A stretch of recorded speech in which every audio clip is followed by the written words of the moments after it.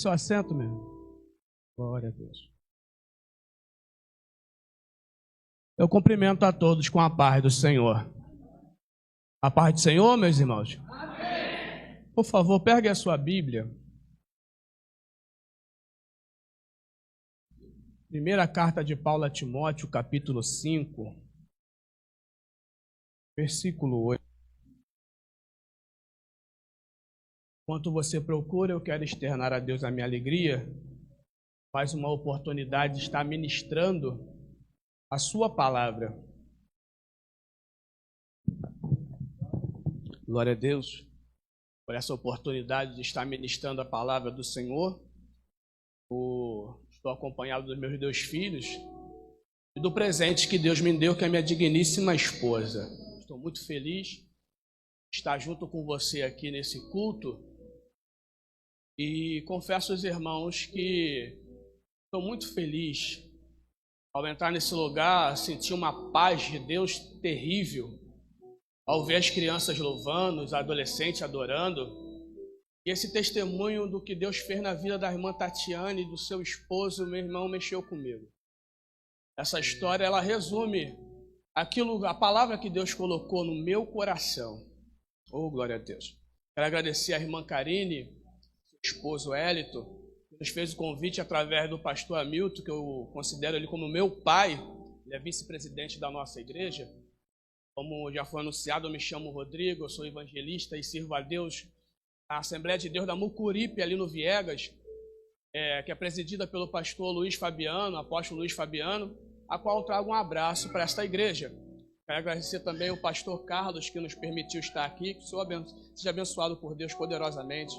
A cada obreiro que está aqui, eu peço a ajuda dos meus irmãos aí na intercessão, para que Deus possa falar ainda mais, porque até o presente momento Deus tem mostrado o que Ele é capaz de fazer por aqueles que têm coragem de lutar para a sua família. Agora Ele vai falar comigo e com você quais são os princípios que nós precisamos ter para que a família permaneça firme e fiel. Pode abaixar um pouquinho o retorno, tá, irmão? Glória a Deus. Quem veio ouvir Jesus pregar nessa noite? Amém? Então fique atento, porque Deus tem uma palavra de vitória para a sua família. 1 Timóteo capítulo 5, versículo 8. Mas, se alguém não tem cuidado dos seus, e principalmente dos da sua família, negou a fé, e é pior do que o infiel. Mas, se alguém não tem cuidado dos seus, e principalmente dos da sua família, negou a fé, e é pior do que o infiel. Olhe para mim, por favor. Meus irmãos, nós estamos em uma época onde os valores estão sendo invertidos. Esta inversão está a tal ponto de alguns não respeitarem mais o seu próximo. Muitos estão tão preocupados com os seus prazeres e os seus desejos que ignoram até mesmo o espaço da outra pessoa. Percebemos que isso a cada dia tem aumentado e vemos que tem entrado até mesmo em casas. E muitas casas têm sido destruídas e muitas famílias inteiras têm sido arrasadas por causa dessa inversão. Família, termo esse que outrora trazia uma sensação de segurança, amor, ternura. Mas o que vemos hoje é que a cada dia nós vemos filhos maltratando seus pais, pais até mesmo matando seus filhos. Nós vemos pais abusando da sua própria prole. E a cada dia os meios de comunicação eles surgem com notícias e mais notícias destruidoras. A família tem sido atacada. A família tem sido bombardeada. Isso porque o inimigo ele sabe que uma família desestruturada ela vai criar cidadãos frustrados e fáceis de manipular. O interessante é que existe um porém nessa situação. O porém é que a família que tem Deus como base da sua casa, ela é uma família que, ainda que tenha lutas e dificuldades, ela permanece de pé, porque a família é uma instituição de Deus. Por isso eu gostaria que você virasse para o irmão que está do seu lado e dissesse para ele da seguinte maneira: é Deus que sustenta a sua família. Fala para o outro que está do outro lado, diga para ele: é Deus que sustenta a sua família. Primeira e segunda carta a Timóteo, junto com a carta a Tito, ela é conhecida como cartas pastorais. Isso porque nessas cartas há orientações que o apóstolo Paulo vai dar a Timóteo, que ele chama de filho na fé, e a Tito, para como eles devem proceder na igreja, ou como eles devem trabalhar no seu serviço pastoral. O apóstolo Paulo é o autor dessas cartas, e a primeira carta a Timóteo, possivelmente ela tenha sido escrita depois do primeiro aprisionamento de apóstolo Paulo em Roma. Quando você termina Atos capítulo 28, do versículo 11 ao 31, vai relatar quando o apóstolo Paulo ele está aprisionado em uma casa alugada em Roma. Possivelmente o apóstolo Paulo foi absorvido da sua acusação, e quando ele sai desse aprisionamento, ele começa um novo projeto. Talvez ele tenha ido até a Espanha. Mas antes de ele iniciar nesse projeto, ele se preocupa com as igrejas que ele tinha fundado outrora. Então ele pega Timóteo e coloca Timóteo na cidade de Éfeso. Ele pega Tito e coloca Tito na cidade de Creta, para que ali eles pudessem estarem tocando a obra de Deus. Provavelmente essa carta foi escrita no ano 66 depois de Cristo, que é um ano de muita dificuldade, muita perseguição para a igreja do Senhor. O propósito é orientar a Timóteo como proceder no trabalho eclesiástico. O versículo-chave você vai achar no capítulo 3, no versículo 15, onde o apóstolo Paulo vai dizer que se ele tardasse, o Timóteo teria as orientações necessárias para como proceder dentro da igreja. Eu peço que você deixe a sua Bíblia aberta e acompanhe comigo alguns versículos. No capítulo 3 de 1 Timóteo, o apóstolo Paulo vai dar orientação para Timóteo de como ele deveria escolher obreiros para a casa do Senhor. Quais eram os critérios que ele deveria seguir para poder consagrar homens para poder estar trabalhando no ministério da obra do Senhor. E alguns versículos me chamam a atenção e eu peço que você acompanhe junto comigo. Capítulo 3 da primeira carta ao Timóteo, o versículo 4 e o versículo 5. Leia comigo, por favor. Diz assim: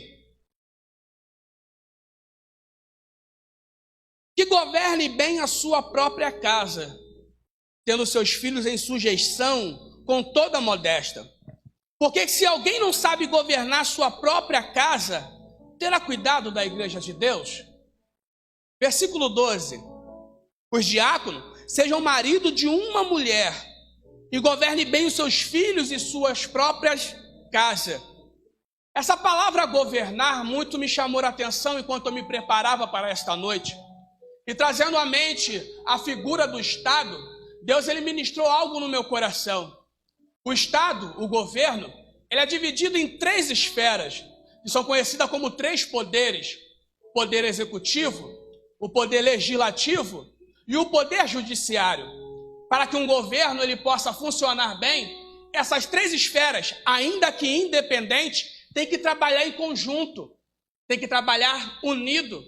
Ainda que cada uma tenha a sua função e cada um não pode se meter na função do outro, eles precisam estar em harmonia para que o governo e o Estado estejam bem. Então o Espírito Santo ministrou no meu coração que é da mesma maneira o governo do lar. Pois a família é dividida em 3 áreas. A família é dividida entre o homem, a mulher e os seus filhos. E que para a família e o lar possa ir bem na missão que foi confiada, cada um precisa entender qual é a sua função. Cada um precisa entender o que ele precisa, qual é o seu papel na família. E eu gostaria de fazer uma pergunta para você nessa noite. Você sabe qual é o seu papel na sua família? E em breves minutos eu gostaria de falar sobre a função de cada um na família do Senhor, na família, na sua casa. E a primeira função que eu quero aqui especificar é a função do homem. O interessante, abra sua Bíblia, por favor, na carta aos Efésios, capítulo 5, versículo 23, ou se você tiver uma caneta, você anote para ler depois. Também em 1 Coríntios 11, versículo 3, o apóstolo Paulo ele vai dizer que o homem é o líder da sua casa, vai chamá-lo até mesmo de cabeça. Olha o que diz em 1 Coríntios capítulo 11, versículo 3. Mas quero que saibais que Cristo é a cabeça de todo homem, e o homem a cabeça da mulher, e Deus a cabeça de Cristo. O apóstolo Paulo diz que essa função de ser líder e essa função de cabeça é tão importante que o apóstolo Paulo chega a questionar que um candidato ao ministério que não consiga exercer essa função na sua casa, o apóstolo Paulo questiona a habilidade deste homem em cuidar das coisas de Deus. Mas o interessante é que muitas pessoas confundem a função de líder e de cabeça, achando que ser líder e cabeça é somente mandar, é somente impor, é somente exigir. Porém, quando eu leio a palavra de Deus, eu vou perceber que a função do homem em ser líder, em ser cabeça, ela vai ser dividida em 3 áreas. E todas elas nada vai ter com imposição. A primeira função do homem na família como líder é na parte material. É obrigação de todo homem trabalhar. É obrigação de todo homem prover a sua casa. Quando Deus ele vai fazer Adão, em Gênesis capítulo 2, versículo 15, a Bíblia diz que depois que o homem é formado, a primeira coisa que Deus vai dar para o homem é uma ocupação. Qual era a ocupação do homem assim que ele foi formado? Tem que cuidar do jardim e protegê-lo. Antes de Deus lhe dar uma esposa, Deus vai lhe dar um trabalho. Aí eu acho interessante que algumas pessoas pensam que o trabalho físico, ele só foi surgir depois do pecado. Não. Antes do pecado entrar na terra, antes, melhor dizendo, de o homem se rebeliar com Deus, Deus já tinha dado uma ordenança para ele. Você não vai ficar ocioso, você precisa trabalhar, Adão. Trabalhar para quê? Para trazer a providência para a sua casa e proteger a sua família. É bem verdade que depois que o homem se rebela, em Gênesis capítulo 3, versículo 19, há uma sentença sobre o trabalho do homem, dizendo que o homem agora teria dificuldades para exercer o seu trabalho, porque a terra agora ia dar espinhos, a terra agora ia trazer um cansaço, uma fadiga, com o suor do rosto, deveria comer o seu pão. Então qual é a primeira função do homem? É trabalhar. E isso me chama a atenção porque existe nessa época de hoje, muitos jovens, adolescentes, até homens já velhos que querem viver encostado ou querem procurar vamos dizer assim, alguma coroa que venha sustentá-lo. E nós vemos muitos homens vivendo uma vida frustrada, por quê? Porque existem mulheres dominadoras que não entendem a sua função e entendem que porque ela trabalha e sustenta a casa, é ela que manda. Aí nós vemos muitos homens, desculpa a expressão, agindo como capachos, vivendo uma vida totalmente sem autoridade dentro do lar. Por quê? Porque preferiu viver uma vida encostado.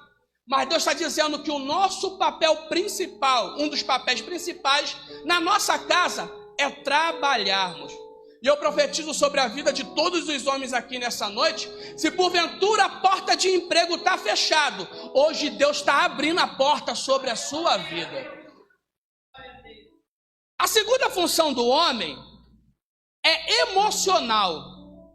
Emocional por quê? Porque é obrigação do homem criar um ambiente dentro de casa, onde a mulher e seus filhos têm o prazer de estar.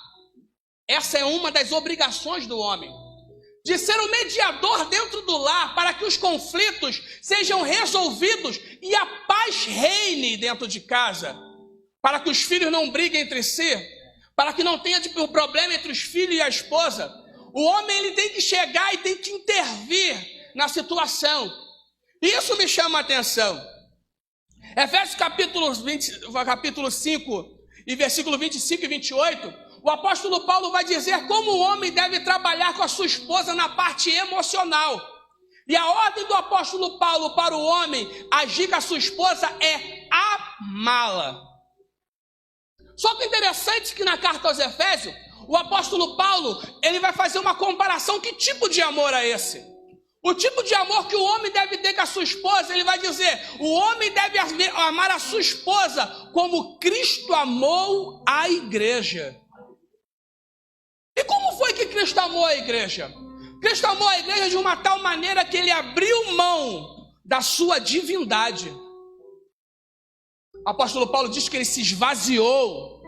E tendo forma de Deus, não usou por ser igual a Deus, mas se humilhou na forma de homem como servo. E não bastou se humilhar como servo, ele deu a própria vida pela igreja. Então o que o apóstolo Paulo está dizendo para nós homens nessa noite? Que o meu amor para com a minha esposa tem que ser um amor sacrificial. A tal ponto onde eu nego as minhas vontades para poder vê-la feliz. Onde eu nego os meus desejos para poder vê-la sorrir. Onde eu nego a minha razão para poder vê-la bem. Esse deve ser o modo como eu devo amar a minha esposa. E como eu devo lidar emocionalmente com os meus filhos. Aí eu acho interessante. O apóstolo Paulo diz, uma das advertências, Efésios 6, versículo 4, ele vai dizer: pais, não provoquei a ira dos vossos filhos. Eu entendo aqui que o apóstolo Paulo está dizendo que nós como pais, muitas vezes temos a obrigação de cobrar, mas muitas vezes colocamos um jugo muito pesado nas costas dos nossos filhos. Fazemos exigência demais e esquecemos que nós tivemos a idade deles, que passamos por que eles passaram. Na idade deles também éramos preguiçosos.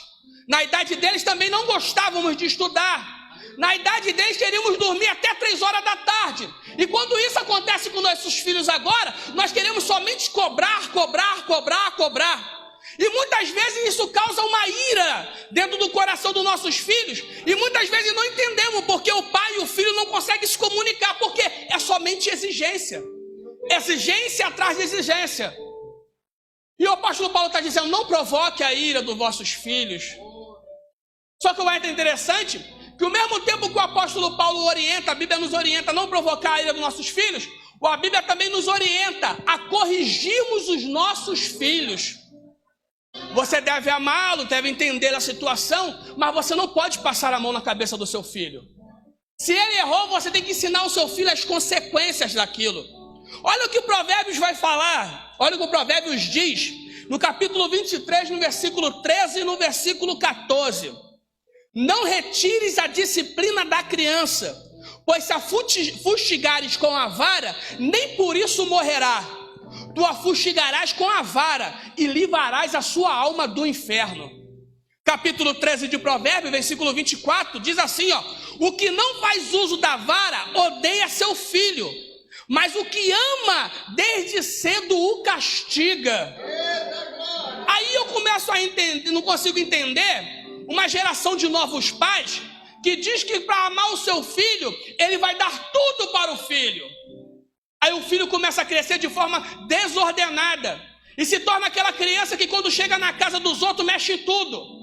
Que quando está na rua você diz não, faz pirraça, se joga no chão, rola pelo chão, faz você passar uma maior vergonha. Por quê? Porque o pai diz: eu não vou corrigir o meu filho, eu não vou dar um tapa no meu filho. Eu não estou dizendo aqui que você deve torturá-lo ou corrigi-lo de uma tal maneira de excesso que venha trazer as dores físicas. Mas tem momentos que é necessário você mostrar para o seu filho que o caminho que ele está trilhando está errado.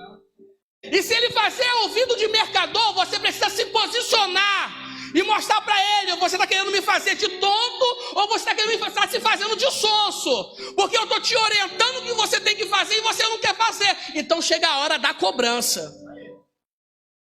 Certa feita, cheguei um pouco mais cedo do trabalho. Ao invés de ir para casa, eu fui no colégio do meu filho. Estudo ali no Rio da Prata ali. Colégio Milton. Fui lá. Tudo bem? Tudo bem. Eu sou o pai do Júlio César. Queria saber como é que está o comportamento do meu filho no colégio. Você é o pai do Júlio César? Sim, o Júlio César é meu filho. Júlio César é teu filho? É. Calma aí, vou chamar a professora fulana de tal. Fiquei aguardando. Veio uma senhora não, uma jovem, grávida. Ela veio. Tu é o pai do Júlio César? Sou. Queria saber como é que está o comportamento dele. Pai, me perdoa, mas o seu filho é o pior aluno da sala. Passei por alguma... Ela falou, eu estou grávida. E o seu filho tem a péssima mania de debochar da cara dos outros. E a situação foi tão grave que eu cheguei a ponto de minha pressão subir, eu tive que tirar a licença. E dali foi postando vários predicados do meu filho. Minha cara foi no chão. Pedi desculpa, senti vergonha. Porque essa não é a orientação que eu dou ao meu filho em casa. Ele está na escola? Não, a turma já foi liberada. Eu olhei, a turma foi liberada mais cedo. Liguei para casa. Júlio César está em casa? Não. Não está em casa. Deveria estar no colégio. Se não está no colégio, deveria estar em casa. Uns dias antes sabia que meu filho tinha o costume de sair para o colégio, sair do colégio dele que ele está e ir no colégio anterior. Porque lá ele gostava de ficar no portão observando as meninas, conversando com os amigos. Só que o colégio anterior fica num bairro muito ruim. E todos os dias eu falava para ele, meu filho não fica ali. Porque até as pessoas do colégio diziam que no final tinha briga, tinha discussões, tinha alguns problemas dentro do colégio, na rua. E eles não se responsabilizavam. E eu todo dia falava para meu filho, eu não quero você ali, eu não quero você ali, eu não quero você ali. Quando eu vi que ele não estava no colégio, nem estava em casa, eu imaginei, já sei onde ele está. Peguei o carro e vim voltando para casa para passar em frente ao colégio. Quando eu passei em frente do colégio, quem está no portão conversando com a menina? Júlio César, meu filho. Quando ele viu encostando o carro, ele ficou desesperado, tentou correr para dentro do colégio, mas eu já tinha visto ele. Deus foi tão bom que naquele dia a rua estava vazia. E quando eu chamei ele, falei, vem cá, meu filho. Aí eu dei um abraço nele, pastor, mas daquele que pega de um lado do rosto e vai até o outro lado da coisa. Vem cá, meu filho. Pá! E trouxe. Entra no carro. Quando chegou em casa, eu peguei o cinto, meus irmãos, não tenho vergonha de dizer. Tive que chamar a atenção dele, tive que corrigi-lo. Corrigi ele de uma tal maneira que depois eu senti dor no coração, mas me mantive firme. As suas pernas ficaram marcadas, porque ele é branco, ele fica todo vermelho, as suas pernas ficaram marcadas. E ele ficou de biquinho para mim, eu falei, não faz biquinho não, eu estou corrigindo para o seu bem. Senta aqui do meu lado, vamos almoçar agora. E ele ficava olhando para as pernas, minha esposa chegou, depois falou comigo, não foi demais não, eu falei, não foi demais não. Passaram alguns 3, 4 meses. Fui no colégio do meu filho novamente, para saber como é que estava lá. E quando eu cheguei lá, como é que meu filho está? O comportamento dele mudou radicalmente. Está mais atencioso, está conversando um pouco. E a professora que a autora estava grávida reclamou dele, agora dava boas notícias. Isso por quê? Porque chegou o momento que eu precisava mostrar para ele que depois que a gente dá a orientação, ele precisa obedecer essa orientação. Nós não podemos passar a mão na cabeça dos nossos filhos. Precisamos corrigi-lo na hora certa, para que eles possam entender que se continuar trilhando esse caminho, se machucarão mais à frente. Então entenda isso. Quer expressar o seu amor pelos seus filhos? Não se preocupa com bens espirituais. Se preocupa corrigir ele no momento certo, na hora certa. A terceira função do homem é espiritual. E já foi falado aqui, falaram do curso Homem ao Máximo, e já foi tratado disso. Quando a gente fala sobre espiritual, vamos entender que o homem é o sacerdote dentro de casa. Essa tese parte do princípio que todo ministério cristão, ele tem essa visão, tem um caráter sacerdotal. Só que eu acho interessante que a função do sacerdote era uma função dupla. Ele tinha a obrigação de ensinar a lei e ele tinha a obrigação de sacrificar, de ser o mediador entre o povo e Deus. Então logo entendo que a nossa função espiritual tem que ser essa: ensinar os nossos filhos a lei e ser o sacerdote fazendo a mediação entre a nossa família e Deus. Porém, quando eu chego em Josué capítulo 24, versículo 15, a parte C, como as crianças cantaram aqui, Josué ele vai expressar algo interessante. Ele vai dizer assim: eu e a minha casa serviremos ao Senhor. Essa época é um momento de decisão que precisa ser tomada naquela situação, porque Josué já é um idoso e o povo precisava decidir o que queria fazer. Josué já toma logo a sua posição. Só que antes de falar, a minha casa vai servir ao Senhor, ele se posiciona e diz: eu e minha casa serviremos ao Senhor. Então eu começo a entender que antes que a minha casa sirva, eu tenho que servir. Então eu começo a entender que o homem, antes que exija que os seus filhos tenham uma vida devocional, eu preciso ter uma vida devocional. Certa feita eu estava questionando a Deus, porque sempre dizia para os meus filhos: você tem que ler a Bíblia, você tem que orar, você tem que ter um minuto com Deus. E parecia que entrava num ouvido e saía no outro. Meus filhos não liam a Bíblia, não gostavam de orar. E lá na igreja eu sou superintendente da escola bíblica, estou sempre ali ensinando, trabalhando com alguns jovens. E querendo ou não, nós que somos do ministério, né, meu pastor? Os nossos filhos passam a ser um alvo, né? As pessoas começam a observar. Quando eu era diácono, eu chamava muita atenção deles e dizendo assim: ó, você não pode levantar na hora da palavra, você não pode ir no banheiro toda hora, você não pode sair no culto. Por quê? Porque quando eu estou na portaria, eu travo o filho dos outros. Então, no momento que eu travo o filho dos outros de sair na hora da palavra, as pessoas vão dizer: mas teu filho sai, o teu filho faz. Então, nossos filhos precisam ser exemplo. E eu questionei a Deus: pai, eu tanto falo com meus filhos para orar, para ler a Bíblia, e parece que eles não me entendem. Fui conversar com um pastor auxiliar da nossa igreja, pastor Carlos, que é um senhor de idade, mas muito cheio de Deus. Pastor Carlos, eu não consigo alcançar os meus filhos. Digo para eles orar, eu digo para ler a Bíblia e parece que nada acontece. E depois de desabafar um pouco, ele me olhou nos olhos e disse da seguinte maneira: você não precisa mandar os seus filhos fazer, você precisa fazer. Seus filhos vê você orar? Seus filhos vê você ler a Bíblia? Quando você começar a fazer, eles vão te acompanhar. Aí eu comecei a entender que ao invés de mandar meus filhos ler a Bíblia, eu deveria chamá-los e dizer: senta aqui do meu lado, pega a sua Bíblia e vamos ler junto. Senta aqui do meu lado, depois da leitura da Bíblia, vamos orar junto. E foi a partir desse momento que comecei a ver resultados. Quando eu comecei a entender que primeiro eu devo ter uma vida devocional, para que a família possa me acompanhar. Minha esposa está aqui, ela não vai me deixar mentir. Ela tem uma dificuldade na leitura de texto também, tem uma dificuldade na leitura. E eu gosto muito de um livro chamado Peregrino. E pela terceira vez já estava lendo, e calhou quando eu fui iniciar a leitura, nós estávamos no quarto. Eu falei: você, deita aqui, mulher. Por quê? Vou te contar uma história. Peguei o livro Peregrino e comecei a ler. Nesse livro conta a história de cristão que sai da cidade da destruição rumo à cidade celestial. E no meio da caminhada, várias situações acontecem. E eu comecei a ler para ela e explicar para ela o que estava acontecendo. E depois eu a vi falando com a minha enteada e explicando sobre o livro. E eu fiquei entendendo, eu falei: se eu mandasse ela ler o livro, talvez ela não assimilaria. Mas quando eu li o livro para ela,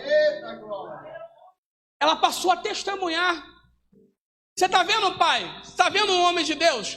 Como é que a nossa responsabilidade? Porque muitas vezes queremos que a nossa esposa ou nossos filhos se posicionem de um jeito, mas não paramos para orientá-los como se posicionar daquela maneira, como agir daquela maneira. E Deus está nos chamando numa responsabilidade nessa noite, dizendo: é tempo de você decidir quem você quer servir. É tempo de você decidir o que você quer para a sua família. Se você quer a sua família na casa de Deus, primeiro você se posicione e toma posse da função que Deus deu para você, homem de Deus. A segunda esfera da família é a esposa. E qual é a função da esposa? A primeira função da esposa, pelo que a Bíblia nos ensina, que a primeira função da esposa, oh, glória a Deus, é ser uma ajudadora. Em Gênesis capítulo 2, versículo 18, a Bíblia diz que Deus, quando decidiu fazer a mulher, Deus ele decidiu fazer uma adjuntora. E a palavra hebraica para adjuntora é neged, que significa uma frente, uma parte fronteira. especificamente uma contraparte ou um parceiro. Então a mulher, como alguns dizem que atrás de um grande homem tem uma grande mulher, não é um princípio bíblico. Então a mulher não fica atrás, nem fica ao lado. A mulher fica à frente do seu marido, de posição de igualdade. E eu acho isso interessante porque o feminismo diz que quer resgatar o direito da mulher e colocar a mulher em posição de igualdade. Só que a Bíblia diz que Deus já fez a mulher dessa maneira, na mesma posição que o homem, de igualdade diante dele, porém com funções diferentes. Enquanto o homem deve ser o líder, a mulher deve ser a sua ajudadora, auxiliar o homem a cumprir a sua missão dentro do lar, a cumprir a sua missão que Deus o deu. E o que eu acho interessante é que muitos homens, eles se acham tão líder, tão cabeça, que ignoram o conselho das suas esposas. Me perdoe, você é bobo. Porque bobos somos nós ignorar o conselho das nossas esposas. Quantas vezes quebramos a cara por não ter ouvido ela dizer: eu falei para você, eu te avisei dessa amizade, eu falei que esse negócio ia dar errado, mas você disse: eu sou o líder, eu sei o que fazer. E quando fez, quebrou a cara. E Deus está dizendo, ela está do seu lado para te auxiliar nas tomadas de decisões. Você é o líder na tomada de decisão. Mas saiba que toda decisão que você tomar vai acarretar consequências para a família. Então, antes de tomar qualquer decisão, fale com ela. Antes de querer comprar alguma coisa, fale com ela. Antes de querer entrar num projeto, fale com ela. E juntos tomem a decisão correta. Então, o feminismo diz que a mulher está na posição inferior. E a Bíblia diz, é a posição de igualdade, porém com funções diferentes. A segunda função, além de ser uma ajudadora, ela tem a função de cuidar do lar. E aqui eu acho interessante, porque nós vemos muitas meninas, vemos muitas mulheres que querem casar, que querem estar numa posição ao lado, querem tomar decisões junto com o marido, mas não cumprem com as suas responsabilidades dentro de casa. Não tem o costume de arrumar a sua casa, não tem o costume de cuidar dos seus filhos. E eu estou baseado na palavra. O apóstolo Paulo ele vai falar para Timóteo da seguinte maneira: as mulheres idosas, ou seja, que já passaram por uma fase, elas têm que ser sérias no seu viver, como as santas têm que ser. No versículo 4 diz, para que ensine as mulheres mais novas a serem prudentes, a amarem seus maridos, a amarem seus filhos. No versículo 5, a serem moderadas, castas, boas donas de casa. Aí você vê muitas mulheres querendo se meter na vida de muitas jovens, mas não é exemplo nenhum. Aí quer criticar muita jovem, muita menina da mocidade, você não pode fazer isso, não pode fazer aquilo, quando ela mesmo não é inspiração para dentro de casa. Quando nós vamos para Provérbios capítulo 31, no versículo 27, vai estar as características da mulher virtuosa. E olha o que o versículo 27 diz, que a mulher virtuosa, ela está atenta ao andamento da casa e não come o pão da preguiça.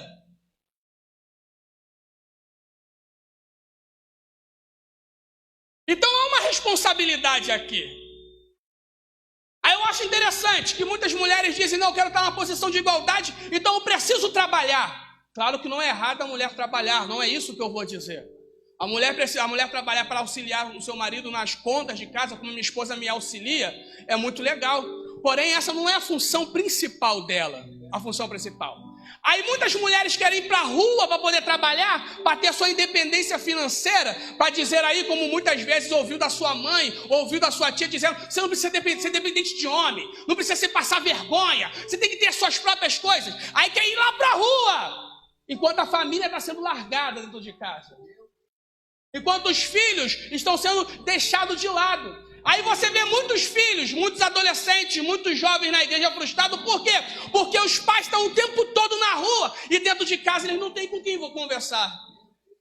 Você vê muito adolescente tomando conselhos de amigas na rua porque a mãe não está em casa para explicar a ela o que ela está sentindo na puberdade. O que ela está sentindo nos seus hormônios. Então ela vai pedir opinião de quem? Da amiguinha do colégio. Da coleguinha da rua. Vai pedir opinião pesquisando no Google. Aí o que vai acontecer quando você chega dentro de casa? Infelizmente, com algumas crianças, com as meninas, apresenta-se uma barriga. Aí você fica sabendo que a menina começou a namorar na rua e você nem sabia quem era. Por quê? Ela queria até te contar. Mas você quer ser tanto independente que não está em casa atenta para ouvir o que o seu filho tem a dizer para você. Aí quando eu olho para a história, eu vejo a história de uma família, da família Wesley. Da onde saiu John Wesley. E a história conta que o pai de John Wesley era um pastor e um pregador itinerante. Enquanto ele estava na rua, cumprindo a sua missão ministerial, a esposa dele estava em casa, cuidando de todos os filhos. E se não me falha a memória, eram mais de 10 filhos. E a mulher era tão sábia, que ela não sabia, ela para não deixar de dar atenção para um para outro, ela criou um cronograma. E qual era o cronograma? Na segunda-feira eu converso com fulano. Na terça-feira eu converso com fulano. Na quarta-feira eu converso com fulano. Se eu não me engano, na quarta-feira era dia de John Wesley. E ele expressa dizendo que não esperava a hora de chegar a quarta-feira para poder sentar com a mãe dele, para receber as orientações da sua vida profissional, da sua vida pessoal e da sua vida espiritual. Ela colocou um limite, ela colocou uma meta. E quando qualquer criança da família Wesley chegava, se eu não me falha a memória, até os 5 anos de idade, começava a falar, a primeira coisa que tinha que aprender era um salmo de cor. Então ela ensinava o filho na palavra. A história também diz que essa mulher era uma mulher que sabia cuidar muito bem das finanças, para que nada se perca. Enquanto o marido estava na frente de batalha, ela cuidava do lar, de dentro de casa. Então, mulher de Deus, eu tenho uma palavra para você.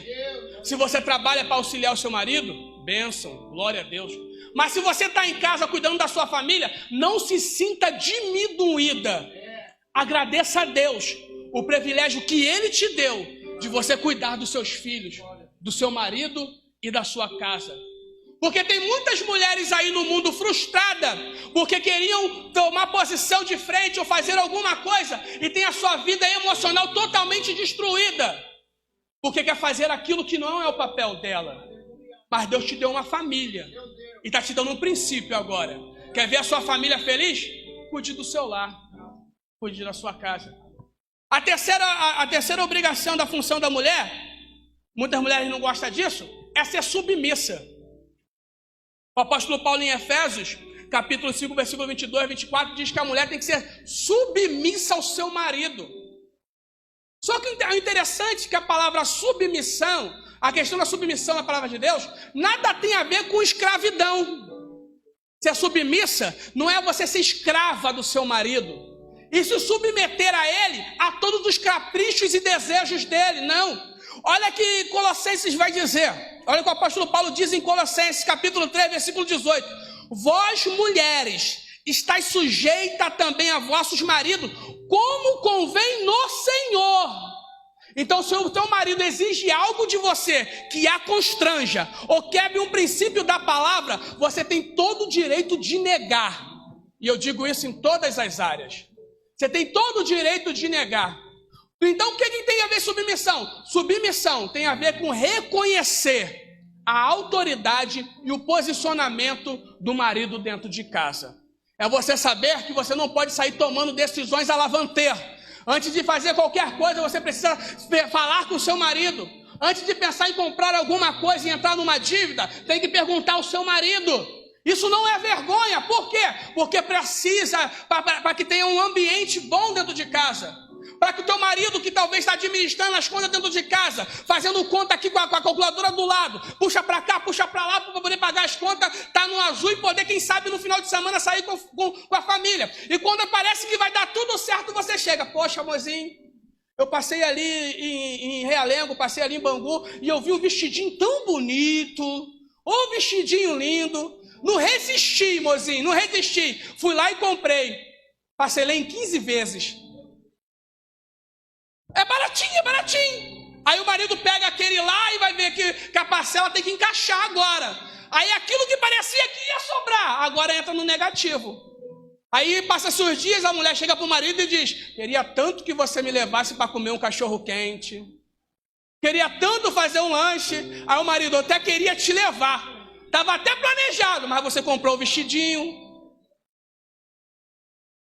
Então, para que não haja esses atritos, precisa ter uma comunicação. E eu volto a dizer, para que nós homens possamos entender, que a mulher precisa reconhecer a nossa autoridade, mas nós não precisamos impor a nossa autoridade. A autoridade nossa é reconhecida no momento que nós a exercemos.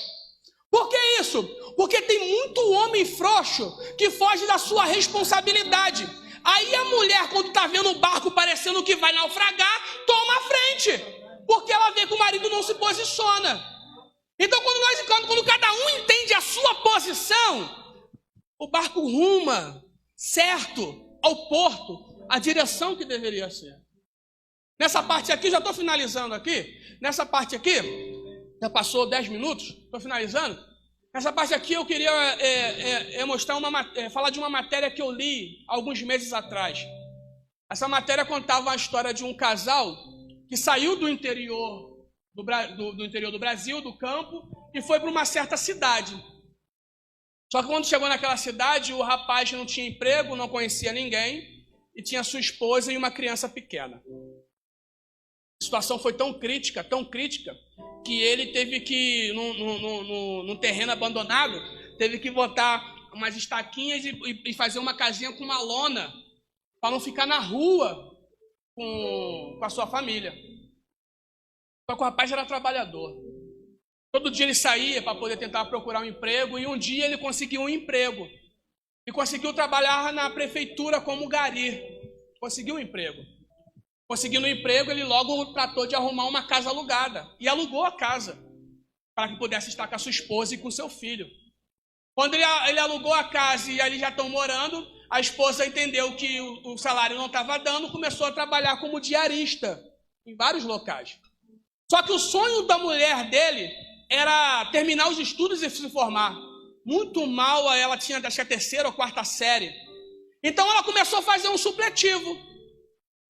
Trabalhava de dia e estudava à noite. Só que não tinha condições de comprar livro nenhum. E ele, trabalhando como gari, às vezes em algumas caixambas de lixo, ele achava o quê? Livros. O que ele fazia? Levava para casa para a esposa ler. A esposa conseguiu concluir o primário, conseguiu concluir o ensino médio e começou a crescer. Só que ela tinha o sonho de fazer uma faculdade. O que o marido pensou? De todas as maneiras, ele apertou todo o orçamento e conseguiu pagar uma faculdade para a esposa. Só que não tinha condições de comprar livro.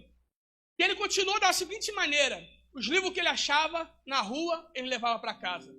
E a mulher começou a estudar, trabalhava como diarista, pegava o livrinho dela e os livros que não tinha, dava um jeito de tirar uma cópia e conseguiu concluir a sua faculdade. Um dia, abriu um concurso na cidade, um concurso para oficial do exército. A esposa dele foi fazer a prova para concorrer ali. E quando ela concorreu, Deus foi tão bom que ela passou. Hoje, no dia da matéria, era uma oficial da polícia militar. Aí mostrou ela fardada, toda bem bonita, né? Com cap na cabeça, fardada. Só que tinha algo interessante. Ela chegou lá em cima e o marido continuava como um gari. E o que me chamou a atenção foi que ela falou assim: agora é minha vez de ajudar o meu marido a crescer. Você está conseguindo entender isso daqui? Tem muitas mulheres que quando trabalham e começam a ganhar mais, se sentem superior e acham que pode fazer o que quer. Só que quando cada um entende a sua função, a mulher diz: agora é minha vez de ajudar o meu marido. Ela entende que ela pode ganhar 5.000 e o marido pode ganhar um salário mínimo, mas ele é o cabeça da casa e ela deve se submeter a ele. A mulher não se sente superior, mas também não deve se sentir inferior. Porque, infelizmente, tem alguns homens que acham que porque ele é seu provedor, diminui a sua esposa. Dizendo: tem que fazer a minha vontade porque senão não tem cabelo para você. Tem que fazer a minha vontade porque senão não tem manicure para você. A mulher tem que implorar, pelo amor de Deus, para comprar uma roupinha. Tem que fazer um monte de coisa para o marido poder dar alguma coisa para ela. Meu irmão, por favor, entenda uma coisa. À medida que você cuida da sua esposa, as pessoas vão ver que você é um bom marido. E não é ela que vai tirar onda, é você que vai tirar onda com o mulherão do teu lado. Então cuide da sua esposa. Porque se você não valorizar o que você tem, quem é que vai valorizar? Deus colocou nas tuas mãos para que você possa cuidar dela. Então separe um dinheirinho no seu orçamento para que ela possa fazer o cabelo, para que ela possa comprar uma roupinha. E não é uma roupinha de feira não, pelo amor de Deus. Compre uma roupinha de grife, para que ela possa estar bem. O melhor tamanco, a melhor sandália, para que as pessoas possam ver como você cuida da sua casa. Para poder finalizar aqui, qual é a função? Já falei da função do marido e a função da mulher. E qual é a função dos filhos? A função dos filhos é dupla. Primeiro, obedecer aos seus pais. É obrigação de todo filho obedecer aos seus pais. Porque é o único mandamento com promessa.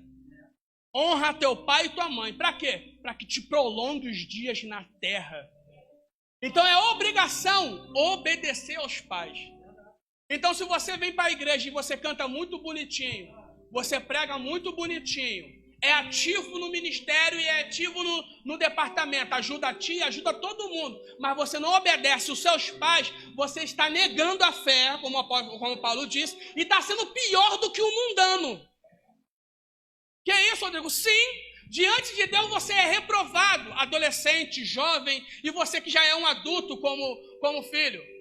Se você quer fazer a obra de Deus, mas não respeita o seu pai e sua mãe dentro de casa, é negligente com seus afazeres, é respondão, é rebelde, você está sendo... Oh, glória a Deus. Você está sendo reprovado diante de Deus. Porque o que Deus mais quer, antes que você trabalhe aqui, é que você seja um bom filho dentro de casa. Aí eu lembro de algo que minha mãe falou para mim. Um bom filho, bom marido. Um bom pai. Um mau filho, um mau marido, um mau pai. Então qual é a função dos filhos? Primeiro, obedecer. E segundo, a Bíblia diz que a segunda função do filho é cuidar dos pais. Aí eu vejo muita ingratidão. Porque tem mãe e pai que soa para dar o melhor das suas condições para o filho. E muitas vezes se entra em dívidas para poder dar o celular da moda, a roupa da moda, tudo que o filho precisa. E quando o filho consegue arrumar um emprego, ele tem a cara de pau, meu irmão, de colocar a mãe ou o pai no asilo. Não porque não tem condições de cuidar, é porque não quer ter responsabilidade. Ou senão depois que casa e vai embora, não tem coragem de ir visitar. Eu não estou dizendo para você ficar todo dia na casa da sua mãe, não. Depois que você casou, você precisa dar atenção à sua família. Mas não esqueça dela. Não abandone seu pai, não abandone sua mãe, porque a função é cuidar. Agora é você que tem que cuidar do seu pai cabeça branca, da sua mãe que já é uma senhora. Agora é a sua função. E aqui eu finalizo, porque eu lembro de algo, de um testemunho, que muito tocou meu coração. Um pastor que ministra para casais, ele falou sobre isso. Uma senhora, uma mãe entrou no gabinete dele desesperada. Só chorava, pastor Carlos, chorava, só chorava. O pastor não sabia o que estava acontecendo, mas não conseguia nem falar. Depois de muito desespero, ela se acalmou e ela começou a contar. Pastor, eu sou diarista, pastor. Muitas vezes, no mês eu não consigo ganhar nenhum salário mínimo.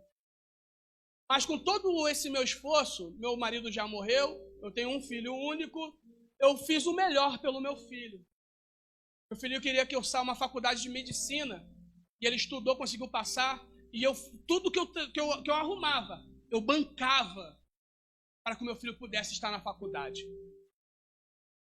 Faz anos que eu não compro um tamanco para mim. Faz anos que eu não compro um vestido para mim, meu pastor.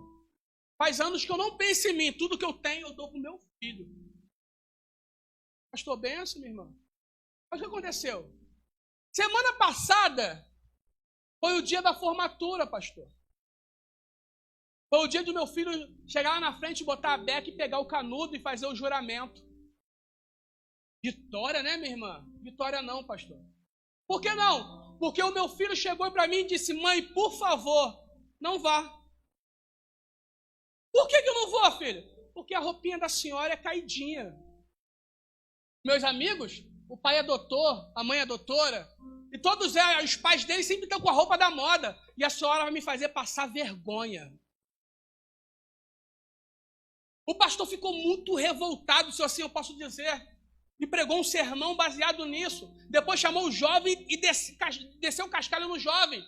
Porque é muita ingratidão. E tem filhos assim na casa de Deus, que não reconhecem o esforço do pai, o esforço da mãe. E quando a mãe disse: eu não posso te dar o iPhone que você quer, mas tem aqui um LG K9 para você.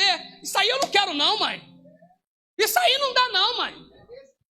Mãe, eu quero tênis da Nike. Eu não tenho condições de dar R$300 no tênis da Nike, mas eu tenho um Olímpicos aqui para você. Isso aí eu não quero não, mãe. Você não me dá nada, você não me ajuda nada. E Deus está dizendo que uma das coisas que Deus mais odeia é ingratidão. E Deus está dizendo para você que é filho aqui nessa noite: não seja ingrato, seja grato pela família que você tem. E eu quero dizer para jovens e adolescentes que são crentes, mas têm filhos mundanos, e têm pais mundanos. O teu pai pode estar até na cachaça, o teu pai pode até ser um viciado, mas você tem a obrigação de obedecê-lo. Você tem a obrigação de respeitá-lo. Então não adianta aqui você pular e rodar. Quando chegar em casa, você bate de frente com o seu pai e humilha o seu pai. Deus está dizendo: você está sendo reprovado. Seja fiel dentro da sua casa. Sejamos fiéis dentro da nossa casa. Porque lá que é o nosso primeiro rebanho. Lá é a nossa primeira igreja. É lá. Glória a Deus.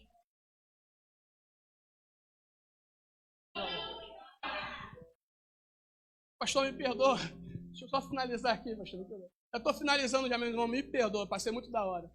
Mas eu quero testemunhar algo que Deus fez na minha vida. Uma criança muito rebelde. Minha mãe não me suportava. Eu sair da casa da minha mãe e morar com meu pai. Mesmo morando com meu pai, eu tive um pouco mais de liberdade na área do meu pai, e aí me afundei.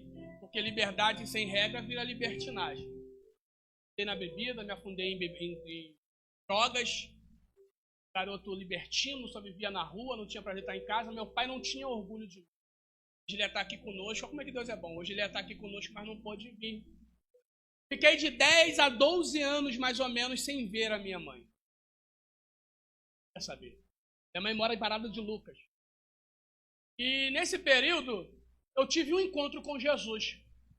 E Jesus mudou a minha história. Jesus mudou a minha vida. Além de mudar a minha história, a minha vida, ele me deu um presente. E que presente é esse? Ele me deu uma esposa. Dela, Valéria Alberto. Esposa linda, compreensiva, batalhadora, me ajuda e me auxilia. Além de me dar uma esposa, me deu um filho. César. Me deu um segundo filho, que não é um filho de sangue, mas veio para nós ainda pequeno para que nós pudéssemos cuidar. Michael, está conosco. O que Deus fez na tua vida, Rodrigo? Deus me deu uma família. Aí escute, 12 anos sem ver mamãe. É hora de ir lá em Lucas falar com mamãe. Consegui entrar em contato com ela, marquei o dia e fui lá. Eu, minha esposa, os filhos. Quando entrei pelo portão, sendo o filho mais velho, foi uma alegria. Meus irmãos me abraçaram, minha mãe me abraçou. Minha mãe nem falava, só chorava. Sentamos no sofá, estávamos ali reunidos e conversando sobre o que Deus faz na vida da pessoa. Aí minha mãe me olhou para um lado, olhou para o outro, olhou para mim e olhou para a minha família. E ela disse algo que eu guardo no coração até hoje. Quem diria que o Rodrigo teria uma família? Você não entendeu? Até minha mãe não acreditava mais em mim. Mas quando eu tive um encontro com Jesus, ele mudou a minha vida e a minha moral e me deu um grande presente lindo. Qual foi? A minha família. E quem olhava para mim e dizia, não vai ser um ninguém, hoje tem que olhar e tem que ver, Deus transformou a vida dele, agora ele é um pai, ele é um marido, ele tem uma família para cuidar. E eu quero liberar uma palavra aqui para alguém nessa noite. Talvez olhem para você, jovem, adolescente, adulto, e diga que você nunca vai ser feliz num casamento, num relacionamento. Eu quero dizer para você que quando Cristo morreu na cruz do Calvário, ele quebrou todas as maldições. Então, se porventura tem uma maldição na sua família, dizendo que a sua avó foi mãe solteira, a sua mãe foi mãe solteira, e está dizendo que você vai ser mãe solteira, quando você teve um encontro com Jesus, essa maldição caiu por terra. E Deus está dizendo, eu tenho uma família para você. Se você é jovem, tem uma maldição na sua casa dizendo que o seu pai era uma pessoa que não tinha um compromisso com a família, era um libertino, um adúltero, e está dizendo que você vai seguir o mesmo caminho. Quando você teve um encontro com Jesus, Jesus disse, eu vou mudar a tua história. E dentro da tua casa, quem disse que você não ia ser ninguém, vai ver a família que eu vou dar nas tuas mãos. Se você acredita nisso, fica de pé comigo. Oh, glória a Deus. Jesus Cristo mudou meu viver. Oh, glória a Deus. Jesus Cristo mudou meu viver. Era a luz que ilumina meu ser. Pois Jesus Cristo mudou. Eu apresentei para vocês a exigência para que a sua família possa ter sucesso. Só que eu não posso apresentar para você a exigência sem apresentar para você a provisão de Deus. Porque Deus não exige nada de nós sem antes apresentar a providência. O que eu falei sobre cada um ter a sua função, isso não é fácil. Não é fácil ser líder e cabeça. É por isso que você vê muito homem frustrado aí nos bares, porque não consegue exercer essa capacidade. Não é fácil ser dona de casa, ser submissa e cuidar da família.